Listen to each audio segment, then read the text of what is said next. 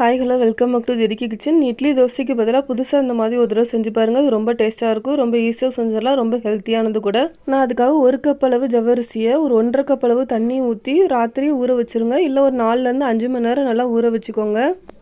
நான் நல்லா ஊற வச்சு எடுத்துட்டேன். நான் அது கூடவே ஒரு 2 கப் அளவு இட்லி தோசை மாவு ஆட் பண்ணியிருக்கேன். 2லேருந்து 2.5 கப் வரையும் கூட நீங்கள் ஆட் பண்ணிக்கலாம். இட்லி தோசை மாவு நல்லா மிக்ஸ் பண்ணி விட்டுக்கோங்க. நான் இந்த மாதிரி நல்லா மிக்ஸ் பண்ணி எடுத்துட்டேன். நான் ஒரு பெரிய வெங்காயம், 2 பச்சை மிளகாய் அந்த மாதிரி குட்டியாக கட் பண்ணி வச்சுருந்தேன், அதையும் உள்ள ஆட் பண்ணிக்கிறேன். கொஞ்சமாக கருவேப்பிலை அந்த மாதிரி கட் பண்ணி வச்சுருந்தேன், அதையும் உள்ள ஆட் பண்ணிக்கிறேன். கொஞ்சமாக சீரகம், தேவையான அளவு உப்பு ஆட் பண்ணிக்கோங்க. நல்லா மிக்ஸ் பண்ணி விட்டுக்கோங்க.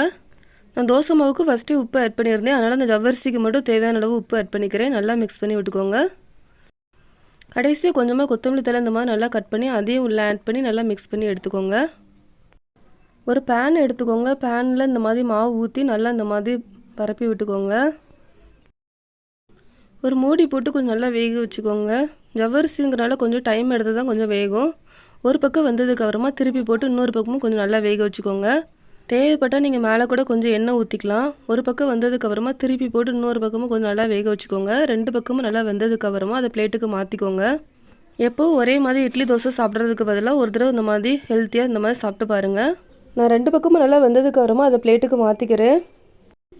இதே மாதிரி எல்லா மாவையும் சுட்டு எடுத்துக்கோங்க.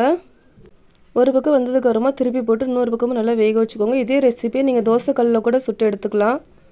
நான் எல்லா தோசையும் இந்த மாதிரி நல்லா சுட்டு எடுத்துகிட்டேன். நான் அதுக்கு இன்றைக்கி தேங்காய் சட்னி நான் இன்றைக்கி வச்சுருக்கேன். நீங்கள் விருப்பப்படுற எந்த சட்னினாலும் யூஸ் பண்ணிக்கலாம். ரொம்பவே சூப்பரான இந்த ரெசிபி நீங்களும் ட்ரை பண்ணி பாருங்கள். ட்ரை பண்ணி பார்த்துட்டு உங்களோட ஃபீட்பேக்கை மறக்காமல் எனக்கு ஷேர் பண்ணுங்கள். அந்த ரெசிபி பிடிச்சிருந்தால் லைக் பண்ணுங்கள். நீங்களும் ட்ரை பண்ணி பார்த்துட்டு உங்களோட ஃபீட்பேக்கை மறக்காமல் ஷேர் பண்ணுங்கள். தேங்க்யூ.